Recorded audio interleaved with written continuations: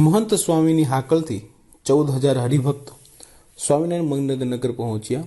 પ્રમુખ સ્વામી મહારાજ શતાબ્દી મહોત્સવની આગામી 14 ડિસેમ્બરથી 15મી જાન્યુઆરી સુધી ઉજવણી થવાની છે. આ ઉજવણી માટે અમદાવાદ સ્થિત સરદાર પટેલ રિંગ રોડ પરના ઓગણજ સર્કલ પાસે સ્વામિનારાયણ નગર ઊભું કરવાની તડામાર તૈયારીઓ ચાલી રહી છે. મહત્તમ કાર્ય પૂર્ણ થઈ ગયું છે. હવે આખરી ઓપ આપવાનું કામગીરી ચાલુ રહી હોવાનું જાણવા મળ્યું છે. પ્રમુખ સ્વામી મહારાજ શતાબ્દી મહોત્સવની ઉજવણી કરવાની કામગીરી છેલ્લા 2 વર્ષથી હાથ ધરવામાં આવી છે. દેશ વિદેશમાં આવેલા બીએપીએસના અલગ અલગ મંદિરોમાં વિવિધ પ્રકારે શતાબ્દી મહોત્સવની ઉજવણી શરૂ થઈ ગઈ છે. પરંતુ સ્વામિનારાયણ નગરમાં ઉજવણી કરવાની કામગીરી પૂરજોશમાં ચાલી રહી છે.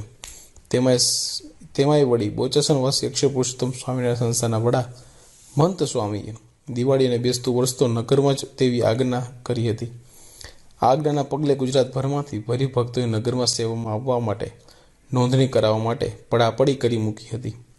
પરંતુ વ્યવસ્થાને ધ્યાનમાં લઈને ઘણા હરિભક્તોને ના પાડવામાં આવી હતી. તેમને હવે પછી સેવામાં આવવા માટે જણાવ્યું હતું. હાલ નગરમાં 14,000 જેટલા હરિભક્તો છે. આ હરિભક્તોએ દિવાળી અને બેસતા વર્ષની ઉજવણી કરવાની સાથોસાથ સ્વામિનારાયણ નગર ઊભું કરવા માટે વિવિધ પ્રવૃત્તિઓમાં સેવા શરૂ કરી દીધી છે. આ હરિભક્તો 31મી ઓક્ટોબર સુધી રહેશે. હાલ નગરમાં હાજર હરિભક્તોમાં સુરતના હરિભક્તો વધુ સેવામાં હાજર હોવાનું જાણવા મળ્યું છે. દિવાળી અને નવા વર્ષની ભવ્યાતિ ભવ્ય ઉજવણી. ગત 24મીના રોજ સ્વામિનારાયણ નગરમાં દિવાળીની ભવ્ય ઉજવણી કરવામાં આવી હતી. મંગળવારે સૂર્યગ્રહણ હોવાથી સાંજે 4:30થી 6:15 વાગ્યા સુધી સૂર્યગ્રહણ સભા યોજવામાં આવી હતી. જ્યાં નવા વર્ષના દિવસે મંદિરોની માફક નગરમાં આવેલા મંદિરમાં સવારે 6:15થી 7:45 કલાક સુધી અન્નકૂટ ઉત્સવ સભાનું આયોજન કરવામાં આવ્યું હતું. 1 નવેમ્બરના રોજ બીજા હરિભક્તો નગરમાં ચાલતી તૈયારીઓની સેવામાં જોડાઈને વિવિધ પ્રવૃત્તિને આખરી ઓપ આપવાની કામગીરી કરશે. શું કહે છે સાધુ અક્ષર વત્સલ સ્વામી? બીએપીએસના મીડિયા કોઓર્ડિનેટર સાધુ અક્ષર વત્સલ સ્વામીએ કે પૂજ્ય પ્રમુખ સ્વામી મહારાજનો શતાબ્દી મહોત્સવ 14 ડિસેમ્બરથી 15 જાન્યુઆરી દરમિયાન યોજાવાનો છે. અમદાવાદના ભાડજ સર્કલથી ઓગણજ સર્કલ વચ્ચેના એસપી રિંગ રોડના એક કાંઠે મહોત્સવ સ્થળ જ રચાઈ રહ્યું છે. ઘણી મોટી સંખ્યામાં સ્વયંસેવકો ત્યાં સેવા કરી રહ્યા છે. ઘણા બધા સ્વયંસેવકો પરમ પૂજ્ય મહંત સ્વામીની આજ્ઞાથી સેવામાં છે જ, પરંતુ દિવાળીના વેકેશનના દિવસોમાં વધુ સ્વયંસેવકો ત્યાં જોડાય અને ઉત્સવની તૈયારીઓ વેગવંતી બની શકે તે માટે મહંત સ્વામી મહારાજે અન્ય સ્વયંસેવકોને જોડાવવા હાકલ કરી હતી. 10,000 સ્વયંસેવકે 7 દિવસ સેવા આપશે. તેમણે આગળ જણાવ્યું કે અત્યારે ગુજરાતના નાના મોટા શહેરોમાંથી 10,000 સ્વયંસેવકો જરૂરિયાત મુજબના આવી ગયા છે. વ્યવસ્થાની દ્રષ્ટિએ ક્રાઇટેરિયા રાખવામાં આવ્યો છે. અમુક ઉંમરથી મોટા ન હોય, શરીરે સક્ષમ હોય અને નાનું મોટું ફિઝિકલ સેવાનું કામ કરી શકે તેવા લોકો આવે. 10,000 જેટલા સ્વયંસેવકો સેવામાં છે. આ સ્વયંસેવકો 7 દિવસ જેવું રોકાશે અને નાની મોટી વિવિધ પ્રકારની સેવા આપશે. આ દિવસોમાં આવેલ સ્વયંસેવકોની નોંધણી કરવામાં આવી હતી. તેવા લોકો જ આવ્યા છે. તેમના માટે રહેવા માટેની વ્યવસ્થા સંસ્થા દ્વારા કરવામાં આવી છે. ઉત્સવ પહેલાં નગરનું કામ પૂર્ણ થઈ જશે. નગરમાં મુખ્યત્વે પ્રમુખ સ્વામીના જીવન કાર્યો અને સંદેશને લક્ષ્યમાં રાખીને આખા નગરની રચના કરવામાં આવી છે. આ ઉપરાંત નગરમાં મુખ્યત્વે પ્રવેશદ્વારો, પ્રદર્શનો, મૂર્તિ, મંદિર, પ્રમુખ સ્વામીજીની મૂર્તિ, લાઇટ એન્ડ સાઉન્ડ શો, સભા હોલ વગેરે છે. 2 વર્ષથી ચાલી રહી છે તૈયારી. પ્રમુખ સ્વામી મહારાજ શતાબ્દી મહોત્સવની ઉજવણી ડિસેમ્બર 2021માં જ કરવાની હતી, પરંતુ કોરોનાના કારણે તારીખ લંબાવીને હવે 14 ડિસેમ્બર 2022થી 15 જાન્યુઆરી 2023 સુધી ઉજવણી કરવામાં આવશે.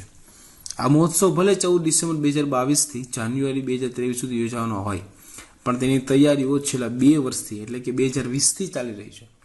મહોત્સવ યોજવા માટે જમીન આપવા માટે ખેડૂતો, વેપારીઓએ 2020માં જ કમિટમેન્ટ આપી દીધા હતા. આ જમીન અંગેના ડ્રાફ્ટ આજથી થોડા સમય પહેલાં જ થયા છે. તમામ પ્રક્રિયા પૂર્ણ થઈ જતાં જ 2022થી આ કામગીરીનો પ્રારંભ કરવામાં આવ્યો હતો. 15 નવેમ્બર સુધીમાં મોટાભાગનું કાર્ય પૂર્ણ થશે. જો કે ચોમાસાની સિઝનમાં આ કામગીરી થોડા સમય માટે અટકાવી દેવામાં આવી હતી.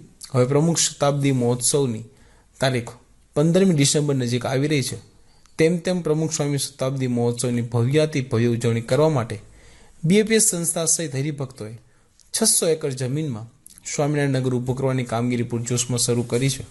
હાલ દરરોજ સંખ્યાબંધ મહિલાઓ સહિતના હરિભક્તો સેવાયજ્ઞમાં જોડાઈ રહ્યા છે.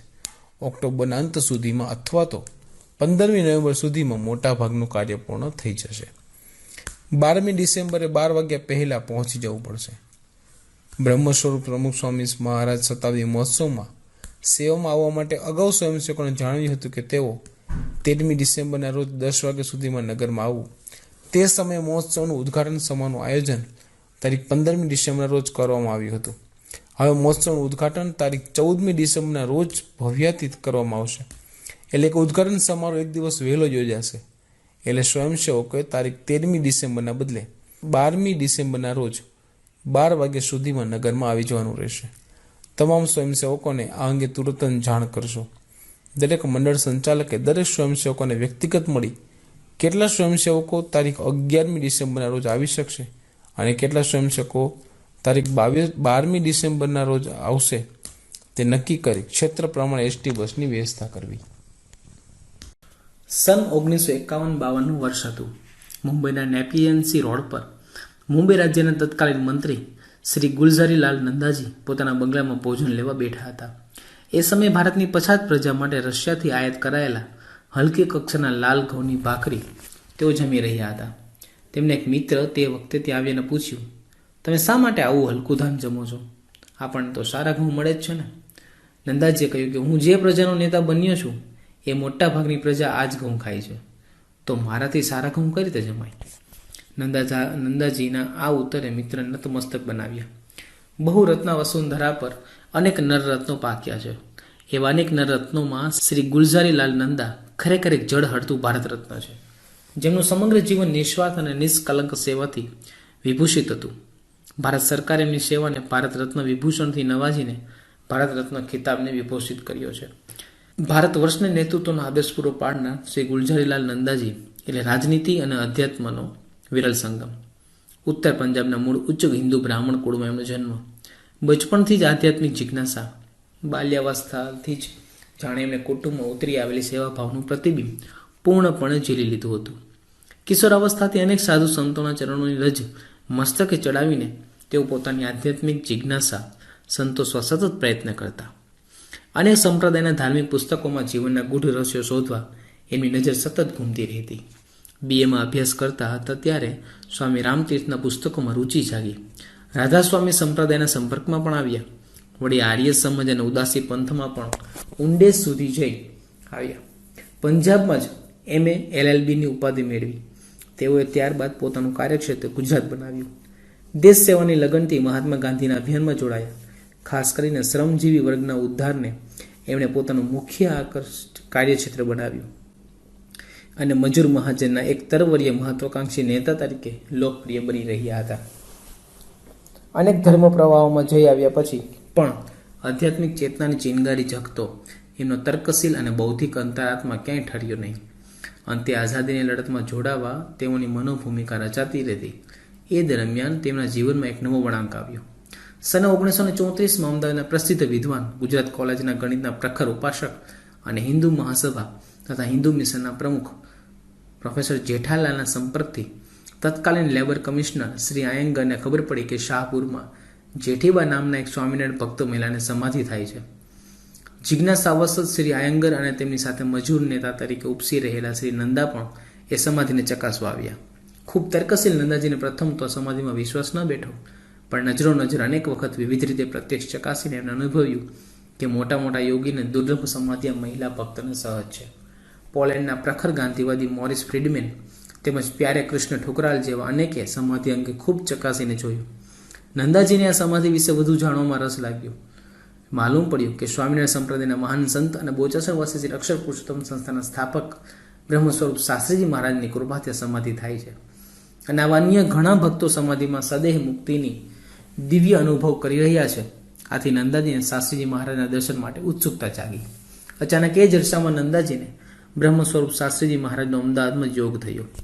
માત્ર જિજ્ઞાસા વૃત્તિથી જ શાસ્ત્રીજી મહારાજને નિહાળવા ગયેલા નંદાજીએ પોતાના એક લેખમાં નોંધે છે કે કોઈથી એકદમ અંજાઈ અંદર પેસી પછી બહાર નીકળી જવાની મારી વૃત્તિ નહીં, પણ શાસ્ત્રીજી મહારાજ પાસે હું માત્ર જિજ્ઞાસાથી ગયેલો. ત્યાં કોણ જાણે શું થયું. આંતરિક શક્તિથી તેમનામાં ખેંચાણ તથા મને તેમની પાસે આવવાની સતત ઈચ્છા થતી અને હું આવી જતો.